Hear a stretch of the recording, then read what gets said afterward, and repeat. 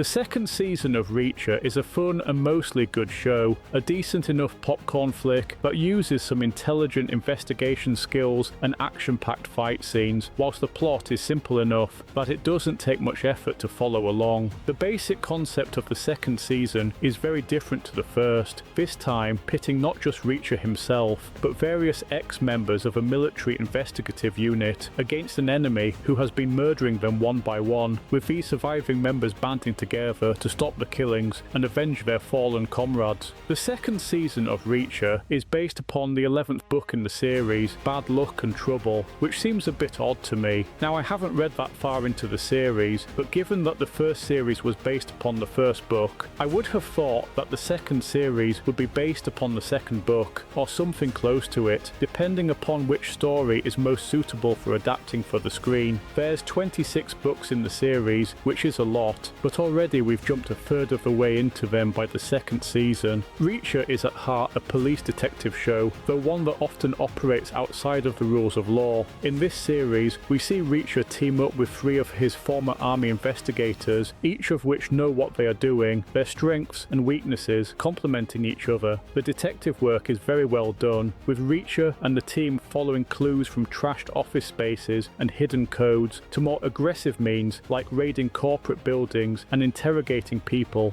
The whole detective work feels plausible given their military investigative backgrounds, with no huge leaps in logic, unlike in some shows where people just happen to know some very obscure information in order to quickly progress the story. The second season has some very good fight scenes, both armed and hand-to-hand combat, which are both brutal and well choreographed. There's very little of the quick camera shots that plague many fight scenes, which when used a lot, I think it makes the whole fight scene look terrible. Though of course they are used to some degree, that's understandable, given that we are talking about people who are trained in acting, not martial arts. There's an absolute lack of woke pandering in the series, something that has largely infected Hollywood. Every character is allowed to shine in their own way, exploring both their strengths and weaknesses, which is exactly how it should be. My biggest issue with this show is the excessive plot armor, and at many times the incredibly stupid decisions made by the bad guys. There's many aspects of this show that would never work in the real world, and with this being set in the real world, some of the things that happen rip me right out of the story. Like take for example just how much shit Reacher and his team are able to get away with, such as when they straight up launch an assault on a suburban home that's full of hitmen, blowing some of them up with a pipe bomb and gunning down the rest. That's the kind of thing that would result in a massive police investigation, yet it gets swept under the carpet by a cop giving some false details.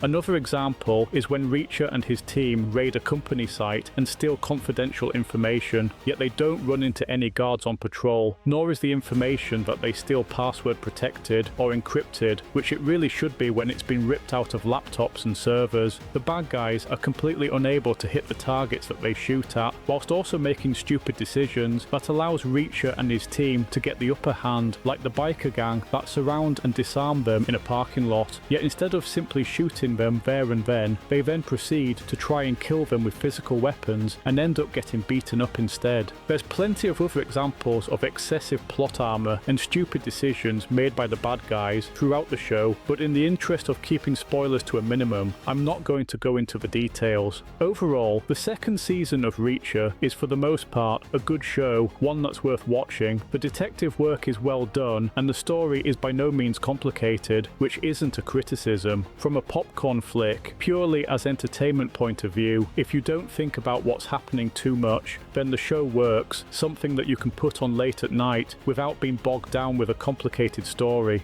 If you got this far, I want to thank you very much for watching. Let me know your thoughts in the comments, and if you like this review, please consider liking and subscribing. I hope to see you in my next video. Bye for now.